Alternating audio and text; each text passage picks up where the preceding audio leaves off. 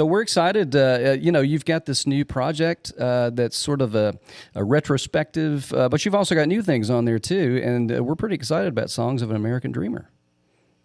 Yeah, it's coming out with a book. I got a book coming out called Stories of an American Dreamer. That's coming out with it, and a DVD and a CD called Songs of an American Dreamer. And basically songs that pretty much shaped my life and tell the story of my life.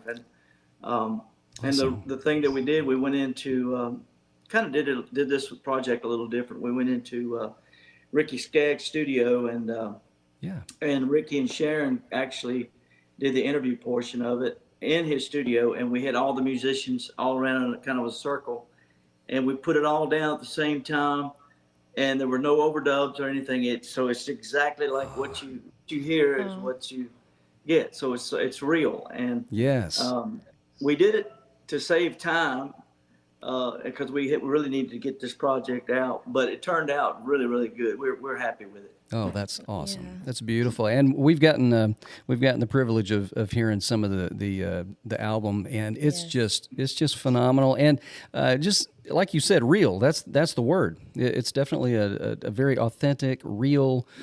Some of it very stripped down, so that it's just very very honest project. That's what I was thinking.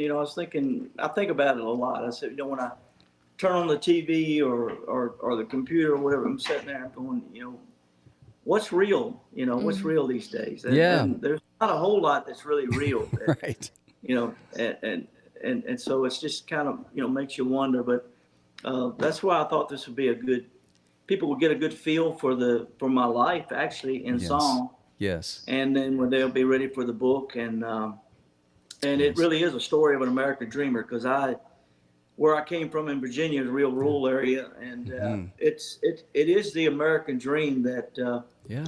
that someone like me, that I don't, I never considered myself anything great or anything, but the good Lord saw fit that I have Yes. done a lot more with my life than I ever expected to, Yes. Uh, and I'm Yes. just very thankful for a lot of things. Being with the Statler Brothers for 21 years of my Yeah. life, that was kind of a, a, a fast time that went by just like that. I couldn't Yeah. believe it. And Now they've been retired for 23 years, hmm and I can't believe that. I've been had a solo career for 23 years now, and yeah. it's just been a good time. I mean, to be out there with the fans Yes. um, and actually getting to love on them, and they love on me right back, and Yeah. it's been a kind of a fairy tale life, really. Yeah, oh, yeah, and your version of "Flowers on the Wall" is on there, kind of a tribute to that. I guess that was when you started with the Statler Brothers. That was the early '80s, correct? Is that when that was? 82, Yeah, 1982. yeah. Yeah. So that was that Um, was a tip of the hat to that beginning. And how did a kid yeah. from Virginia end up doing that, singing with the Statler Brothers?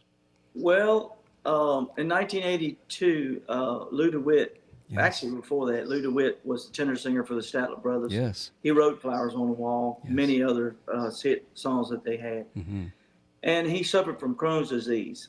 And I used to listen to the Statler. Being from Virginia, if you didn't know who the Statler Brothers were, you had to be living under a rock somewhere. Yeah. And so I always listened to the Statler Brothers, and I would always be, drawn to the tenor part Yes. almost all the time. Yes. And so I was asked to come to a jam session when it was the night before Thanksgiving in 1981. And I went to that jam session, and Lou DeWitt happened to be there. Oh, And he heard me sing, and we sang together and talked. And I met him. I said, he's one of my heroes. I just yeah. loved him. And I told him that, and he was so nice to me. I thought, well, I'll probably never hear from him again. Mm. I'd never expected to get a call right between Christmas and New Year's that year to come over and talk to him about filling in for Lou for about 6 months. Hmm. And long story short, it's all in the book because it's a very long story. Yes. Uh, they wound up. I was there for 6 months temporarily, and Lou came back in July, the first part of July, 1982, Hmm. and he decided that he couldn't do it anymore. So he asked me if I wanted to be a full-time member wow. of the Statler Brothers since Hmm. I had done it up to that point. And and it really scared me pretty bad because I was like, man, I never came into the group to take anybody's place. Right. I didn't want to do that. And I told him, I said, I don't really want to come in with the idea of taking your place, but I said, I'll come in. I said, I'll make a place for myself. I said, you'll always be the first tenor of the Statler Brothers. And that's the way it has been. And I never, because Lou had such an impact on the stardom of the Statler Brothers from the start. And he was such a stylist and such a wonderful singer. And I just admired him, and I owe him a lot. Yeah. If he hadn't done that for me, then nobody would probably know who Jimmy Fortune was or is today. Yeah. Wow, that's a beautiful story. Love that. Yeah. Yeah. So it wound up being 21 years, and the Statler Brothers were the most, and still are, the most awarded act in the history of country music. Amazing. Can you believe that? Amazing. Yeah, we believe it. Yeah, we believe it. Yeah. I remember that publication, Music City News, that was out for so long, and Statler Brothers won every year on there, let alone all the other awards. But I just remember every year, We used to actually feel bad about winning. Does that make sense? We did. We were like, they kept calling our names. We were holding these awards when we would finish, and we'd look at each other and go, I really do appreciate this, but man, it just feels weird to be, you feel like, I mean, I don't know if everybody feels that or not, but we love to win things, but you want to, at some point you go, man, I kind of like somebody else to win. Yeah. Well, well deserving, and you've been able to take what God gave you in that opportunity and just propel it toward to just your own amazing solo career for so many years. It's awesome. Well, I've tried to keep it positive. I'm a very, I guess, spiritual, you might say, but I really wanted to keep the name of the Statler Brothers a good name, keep it up there, keep it out there. It was about, God and country, God, family in our country. And that's the kind of the whole thing that I wanted to build my career on. Yeah. And so I promised, the good Lord above, that whatever I did with my music would be a positive thing that, would help people to look and say, hey, here's a guy 50 years old, started all over again, and he was able to make a living and at what he loved to do. And to give people a good message and a message of hope and not giving up. Yeah. Yeah, you're an inspiration. Absolutely. Your music definitely does that. You just keep moving. You keep. I had a lady that came to my show one time. She was 107. She sat on the front row. Wow. And I'll never forget her. Her name was Grace, and I asked her what her secret was. She said, well, just keep moving, son. Don't stop. There you go. Well, you've kept moving for sure. Took the advice. Yes. Yeah, you've kept moving for sure. In fact, we saw a clip of you, and you've got a show coming up with our friends Darren and Brooke Aldridge. I think you just did something, you just recorded something with them live just on social media. Yeah, just a couple of nights ago or something. I mean, you're always doing something. Well, I'm going to be with them actually on Friday. We're going to be in North Carolina doing a show for the Hurricane Helene, the damage that was done, and trying to raise money for them there because they're really hurting. But it's going to be great to be with Darren and Brooke, and I'm hoping we can get together and do some songs together. Y'all sound great together. It'll just make a fun night because I absolutely love them. I think they're just super talented, very special people. Yes. And I've enjoyed the times that they would come out and play for me on the road. And they also play with John Cowan, which John Cowan's one of my favorites. And whenever they're together, oh my gosh. They like those good tenor singers to sing with, don't they? Yeah. Well, he's definitely good, man. I'm one of his biggest fans. Oh, he's I really awesome. am. Yeah. Yeah. Yeah, absolutely. Well, we're excited about your new project, and we encourage everybody to find "Songs of an American Dreamer," the album, the DVD as well, and your Yeah. book. The book, yeah. And the album will be out on June the 27th, and Right. so excited about that. Now, your And that's current what. single, right? About your mom and daddy. Yeah. Yeah. We released More Than a Name on the Wall, and Yes. thank God for Mom and Daddy. Father's Day is coming up, Yeah. and these are songs that I wrote a long time ago, but they're so important in my life, and I wanted to tell the story in the video and also in my book about. It kind of goes into detail about how all those things came about. Yeah. Um, I had a wonderful childhood growing up in Virginia. Hmm. It was a lot like the Waltons. If you saw the Oh, of Waltons, you course. pretty One much of my saw the favorites. Yeah. portrait.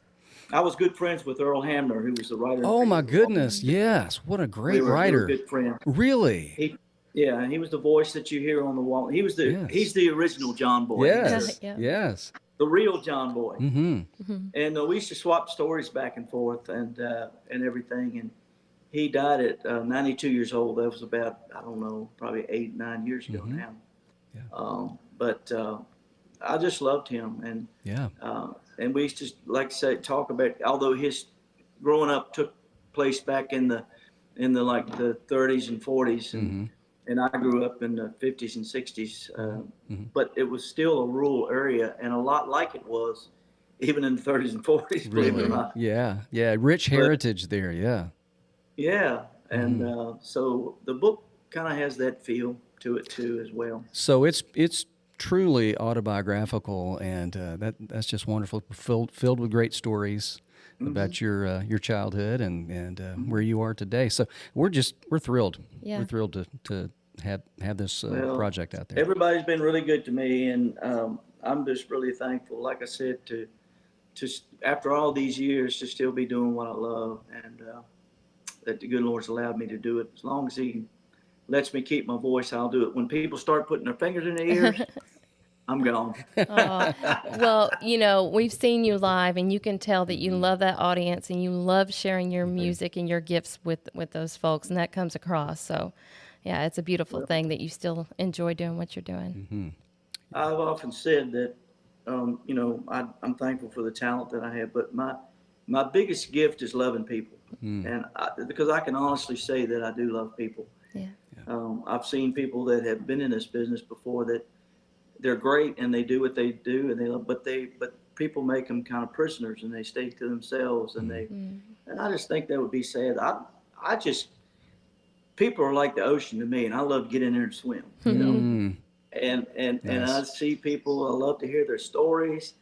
I just get and I get a feel for people, and that I think that's why God gives me the songs that He wants to give me to give to people and let them hear Yeah. what He wants to say through me. And Yeah. It I want to connects. be used. It I resonates. want to be used, by the good Lord above to tell people a lot of times what He's thinking, because I really do believe that He works through us. He Yes. needs us. We are His hands, His feet.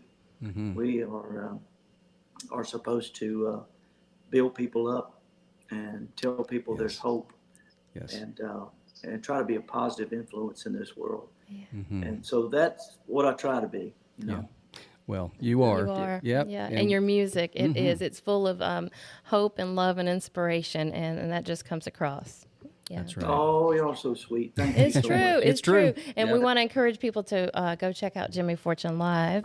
And you got a lot of dates coming up. Yeah. A lot of on your Mhm. tour Well, schedule. I actually took off a little bit of time this next month, maybe till the end of July. I do have a cruise the end of July, the Gaither cruise that I'm doing.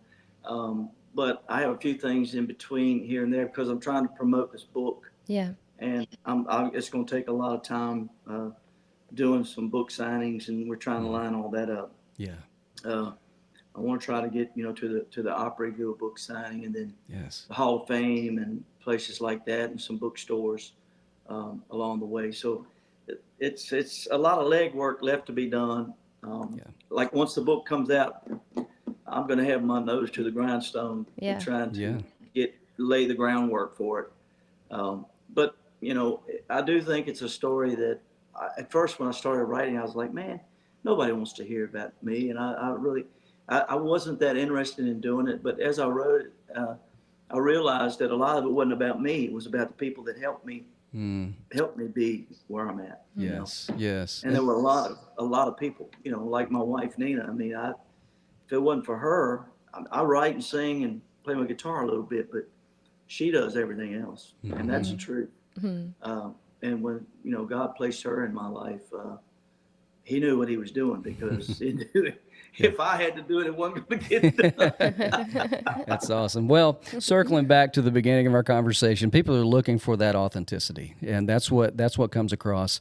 I'm sure in the book with all these stories and with the music and the DVD. So the book, Jimmy Fortune: The Story of an American Dreamer, and we're just looking forward to seeing that as well and listening to that album. So thank you so much, Jimmy, for being part of Swanky Southern Nights with Bren and myself. We really appreciate you and your music.